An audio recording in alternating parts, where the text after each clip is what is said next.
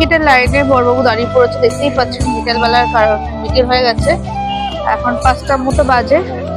আর ভিড়ও আছে, এখানে দেখাচ্ছে সেম ব্যাপার, অ্যাডাল্ট 20 আর চাইল্ড 10 টাকা। ঠিক আছে, ভেতরে বোটিং এর জন্য নিশ্চয়ই আলাদা আলাদা, আর আলাদা আলাদা হবে নিশ্চয়ই রাইড গুলো চড়ার। চলুন তাহলে টিকিট কেটে এবার ভিতরে যাব।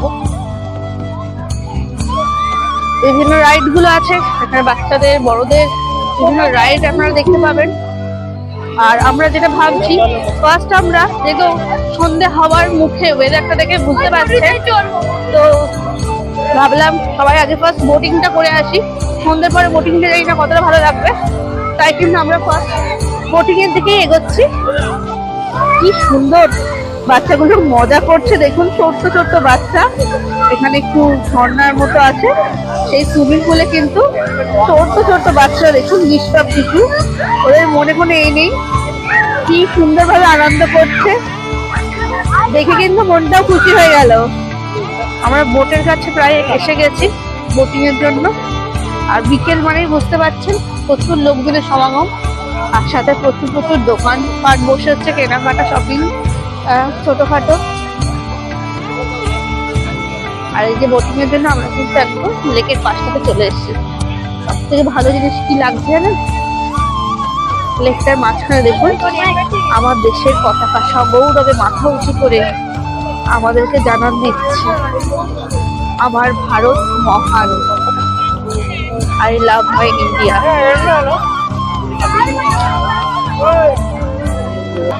দেখছেন এখানে কত মানুষের ভিড়, বোটিং এর জন্য টিকিট আছে, এখানে কিছু স্ন্যাক্স এর দোকানও আছে। আর আমার বড়বাবু কোথায় চলে গেল আমাকে ছেড়ে, কি জানি এগিয়ে গেছে বোধহয়। দেখতে পাচ্ছেন কত লাইন, দেখুন বোট চড়ার জন্য মানুষের। টিকিট কাউন্টারের লাইট আপনাদের একটু দেখাচ্ছি, কত লাইন করেছে দেখছেন। আর এদিকের লাইনটা দেখুন বোটে ওঠার জন্য, কি অসম্ভব। প্রচুর মানুষ আজকে এসেছে, আগে কি এখানে আসেই এর জন্য। টিকিট কাটা হয়ে গেছে আমাদের, এই যে বোটগুলো দাঁড়িয়ে আছে। চলুন, এই যে বড়বাবু যাচ্ছে, ইন্টুদি যাচ্ছে, তার আগে চন্দন দা, আর পিছনে আমি, তার সাথে পুচকু পুচকু দুটো বাচ্চা আছে। এবার আমরা যাব বোটে, ওই বুদ্ধ স্ট্যাচুটা দেখতে পাচ্ছেন ভগবান বুদ্ধের, ওখানে যাব, ওই দ্বীপটাতে আমরা যাব। আর বিকেলও আছে, বেশ হাওয়া দিচ্ছে। এখানে ওয়েদারটা কেমন বলুন তো, সন্ধ্যের পরে হালকা হালকা ঠান্ডা হাওয়া দেবে, হালকা ঠান্ডা বলতে পারেন, তার জন্য সোয়েটার জ্যাকেট কিছুই পরা লাগবে না। আর দিনের বেলা প্রচন্ড গরম, যার জন্য ম্যাক্সিমাম মানুষজনের কিন্তু এখানে আসলে একটু শরীর খারাপ লাগে, যেমন আমারও একটু ঠান্ডা লেগে গেছে। বোটে উঠবো আমরা, তার জন্য এই যে আমরা সবাই এখানে দাঁড়িয়ে আছি, এই যে প্রচুর লাইনে আমরা দাঁড়িয়ে আছি। তো চলুন বোটে উঠে তার অভিজ্ঞতা আপনাদের সাথে শেয়ার করবো, কেমন লাগছে আমাদের। সঙ্গে থাকুন আর দেখতে থাকুন আমার ঘর কন্যা।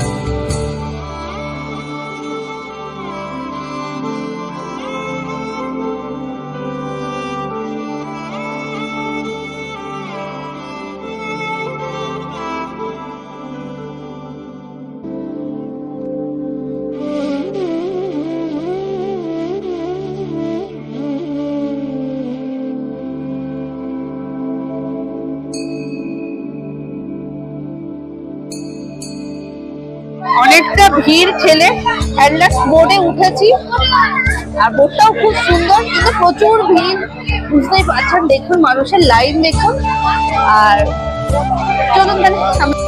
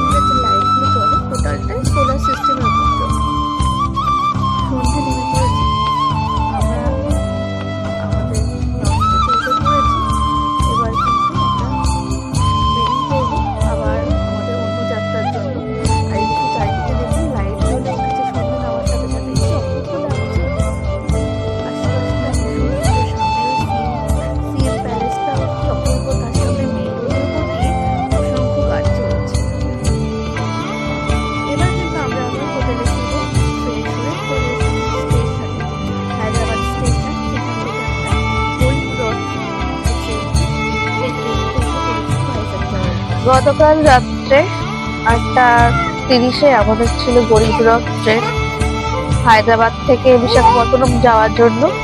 তো উঠে পড়েছিলাম, আর এখন সকাল প্রায় 8:30 বাজে। এবার কিন্তু আমরা নামবো, বিশাখাপত্তনম স্টেশন এসে গেছে, নামবো। আর আমরা এসেছি গরিবরথ ট্রেনে। তো প্রথমবার আমার গরিবরথে ওঠা। আর ট্রেনের একটু বিশেষত্বটা আপনাদের বলি, টোটালটাই AC coach, sleeper AC coach, যেটা নর্মালে হয় না। আর হচ্ছে কি, যেটা সাইড আপার আর লোয়ার থাকে সাইডে, যেটা সাধারণত প্রত্যেকটা ট্রেনের দুটো করে সাইডে আপার আর লোয়ার থাকে, কিন্তু এখানে একটা এক্সট্রা থাকে মিডিল।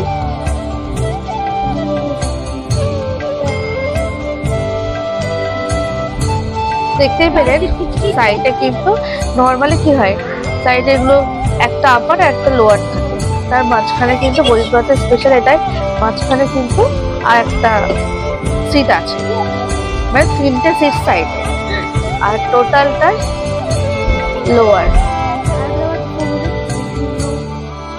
ব্লগে আপনারা বিভিন্ন পরিবেশ, টুরিস্ট প্লেসগুলো ঘোরার চেষ্টা করেছি।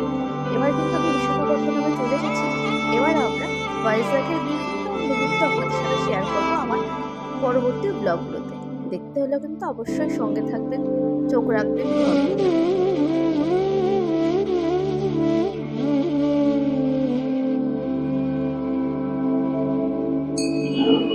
একটা আমরা বিশাখাপত্তনম জংশনে নামলাম।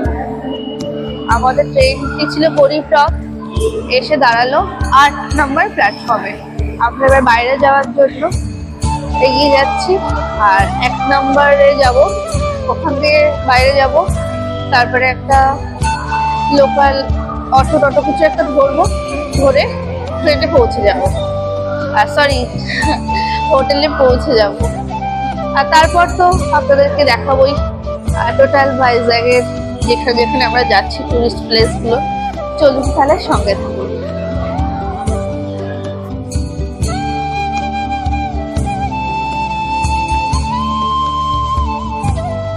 এই হচ্ছে বিশাখাপত্তনম স্টেশন, আপনারা দেখতেই পাচ্ছেন বিশাখাপত্তনম স্টেশনের এটা বাইরের অংশ, আর এটা কিন্তু বিশাখাপত্তনম।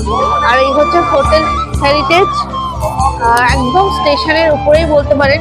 তো সেই হোটেলটা বড়বাবু চন্দনা মিলে গিয়ে বুক করলো, রুমগুলো দেখে আসলো, মোটামুটি ঠিকই আছে। তো আমরা এই স্টেশনের উপরে যে হোটেল সেখানেই থাকবো। চলুন তাহলে যাওয়া যাক।